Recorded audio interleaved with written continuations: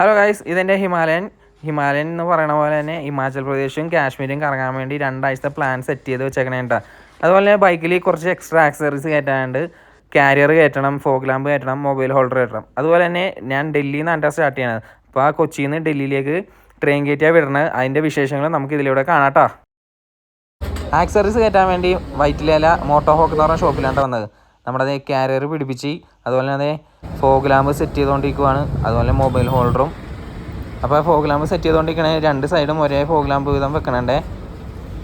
HJCയുടെ mini drive എന്ന് പറഞ്ഞ fog ലാമ്പാണ് വെച്ചത്. പെയറിന് 1600 രൂപ വന്നെ. പിന്നെ അതിനുവേണ്ടി ഒരു സ്വിച്ചും നമ്മൾ വെക്കണുണ്ട്. ഫോഗ് ലാമ്പ് സെറ്റ് ചെയ്ത് കഴിഞ്ഞാൽ അതുപോലെ തന്നെ ഫോഗ് ലാമ്പിൻ്റെ സ്വിച്ച് ഇപ്പോൾ സെറ്റ് ചെയ്തുകൊണ്ടിരിക്കുകയാണ്.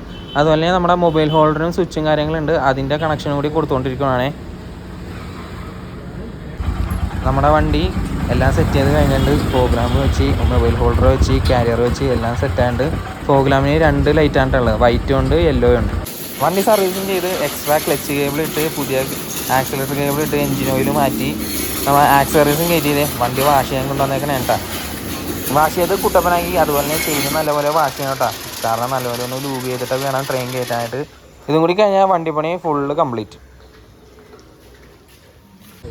നമ്മൾ നോർത്ത് റെയിൽവേ സ്റ്റേഷനിലാണ് വന്നേക്കണത്. ന്യൂഡൽഹിയിലോട്ടാണ് നമ്മൾ ട്രെയിൻ കയറ്റണത്.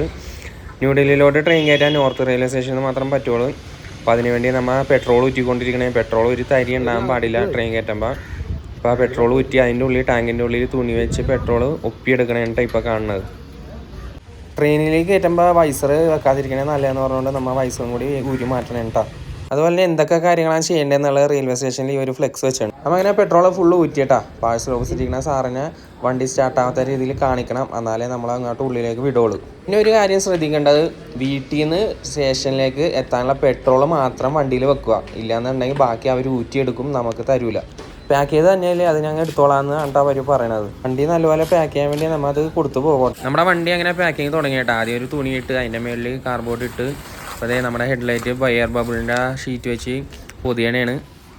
അപ്പോൾ നമ്മുടെ 2-3 ലെയറൊക്കെ ഇട്ട് ചാക്കും കാർബോർഡൊക്കെ ഇട്ട് സെറ്റ് ചെയ്തുകൊണ്ടിരിക്കണുണ്ട് നമ്മുടെ ഈ ചേട്ടൻ. പാക്കാനായിട്ട് ഇവിടുത്തെ പോട്ടർമാർക്ക്, അതായത് ഈ ചേട്ടന് 600 രൂപ കൊടുക്കുന്നുണ്ട്. അതുപോലെ 1 ലിറ്റർ പെട്രോളും അതുപോലെ നല്ലപോലെ പാക്ക് ചെയ്യണേ. അതുപോലെ തന്നെ വണ്ടി ട്രെയിൻ കയറ്റാനുള്ള ഫോം ഫില്ല് ചെയ്യാണ്ട് ജസ്റ്റ് നമ്മുടെ അഡ്രസ്സ് ഇങ്ങോട്ടാണ് വിട്ടണത്. അവിടെ ആരാ റിസീവ് ചെയ്യണം, അത്രേ ഉള്ളൂ കേട്ടോ. നമ്മുടെ വണ്ടിക്ക് 3750 രൂപ ഉണ്ടാക്കും എറണാകുളത്ത് നിന്ന് ന്യൂഡൽഹിയിലേക്ക് എത്തിക്കാനായിട്ടുള്ള ചാർജ് വന്നത്. അപ്പോൾ നമുക്ക് പൈസ അടച്ച് കഴിയുമ്പോൾ ഈ റെസീപ്റ്റ് തരും കേട്ടോ. ഈ റെസീപ്റ്റ് നമുക്ക് റിസീവ് ചെയ്യുന്ന സ്ഥലത്ത് കാണിച്ചാലേ, ഒറിജിനൽ കാണിച്ചാലേ നമുക്ക് വണ്ടി തരുള്ളൂ. അതുപോലെ തന്നെ അതിലൊരു നമ്പറും കോഡും കാര്യങ്ങളൊക്കെ നമ്മുടെ വണ്ടിയുടെ ചാക്കിൻ്റെ മേളിൽ എഴുതോട്ടോ. കാരണം അത് മനസ്സിലാകാൻ വേണ്ടിയാണ് ഡൽഹിയിൽ നിന്ന് ഇറക്കാൻ നേരത്ത്. വണ്ടിയുടെ താക്കോലും റെയിൽവേ സ്റ്റേഷൻ എന്ന റെസീറ്റും കൂടി ഞാൻ എൻ്റെ ഫ്രണ്ട് ഷോലൊക്കെ ഡൽഹിയിലേക്ക് അടക്കണേ കേട്ടോ. DTDC വഴിയാണ് അടക്കണത്. തന്നെ റെസീറ്റ് അവിടെ ഒറിജിനൽ കാണിച്ചില്ലെങ്കിൽ നമുക്ക് ബൈക്ക് തന്നു വിടില്ല. അടക്കാൻ വേണ്ടി 350 രൂപ കേട്ടോ ചാർജ് തന്നത്. നമ്മൾ അത് കൊറിയർ ചെയ്ത് വന്നപ്പോഴേക്കും നമ്മുടെ വണ്ടി പാക്ക് ചെയ്ത് സെറ്റപ്പ് ആക്കി വെച്ചിട്ടുണ്ട് നമ്മുടെ ചേട്ടൻ. അങ്ങനെ വണ്ടി ട്രെയിൻ കയറാനായിട്ട് ഫുള്ള് സെറ്റായി. എല്ലാ ദിവസവും 4:30 കണ്ടാ എറണാകുളം നോർത്ത് നിന്ന് ന്യൂഡൽഹിയിലേക്ക് ട്രെയിൻ.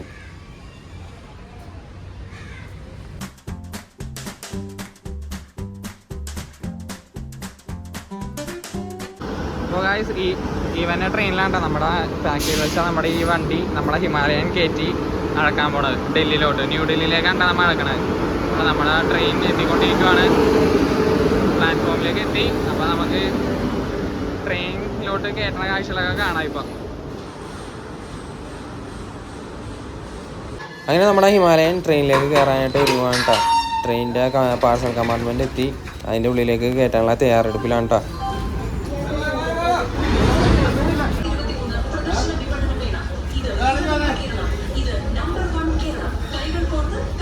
അങ്ങനെ അതെ വണ്ടി ട്രെയിനിലോട്ട് കയറ്റണ സീനാണ്ടാ കണ്ടുകൊണ്ടിരിക്കണത്. 2 പേരുണ്ട്, എന്നാലും ഞാനും ചെന്നൊന്ന് പിടിച്ചു കൊടുത്ത്. ആക്ച്വലി നമ്മൾ 4:30 വരെയും ഈ ട്രെയിൻ വന്നെ വരെയും നമ്മളിവിടെ വെയിറ്റ് ചെയ്ത് നിൽക്കേണ്ട കാര്യമൊന്നുമില്ല. റെയിൽവേൻ്റെ ചാർജും പാക്കിംഗ് ചാർജും 600 രൂപ കൊടുത്തു കഴിഞ്ഞാൽ നമുക്ക് വീട്ടിലോട്ട് പോരാം.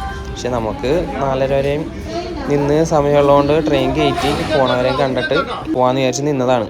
ആ ഉള്ളിലോട്ട് കയറ്റിയപ്പോഴേക്കും നമ്മുടെ ബൈക്കാണ് ആദ്യമായിട്ട് കയറിയേക്കണത്. വേറെ ബൈക്കും കാര്യങ്ങളൊന്നുമില്ല. പറ്റത്തോട്ട് വെച്ച് മൂലക്ക് വെച്ചിട്ടുണ്ട്. ഒരു കുഴപ്പമില്ലാതെ നമ്മളവിടെ ഡൽഹിയിൽ എത്തട്ടെ. അങ്ങനെ ബൈക്ക് കയറ്റി ക്ലോസ് ചെയ്തു. എൻ്റെ ഫ്രണ്ട് ഷോലൊക്കെ അങ്ങനെ ഡൽഹിയിൽ നിന്ന് വണ്ടി കളക്ട് ചെയ്ത് റെയിൽവേ സ്റ്റേഷൻ പുറത്ത് ഇറക്കിയേട്ടാ. 2 കിലോമീറ്റർ പോകാൻ തള്ളിയാണ് പുറത്ത് ഇറക്കിയത്. ഒക്കെ ഉണ്ടാ ഡൽഹിയിലോട്ട് എനിക്ക് ട്രെയിൻ കയറ്റാനുണ്ടായ അനുഭവങ്ങളൊക്കെ. 4730 രൂപയും 1 ലിറ്റർ പെട്രോളും ഉണ്ടാ എനിക്ക് ചിലവായത്.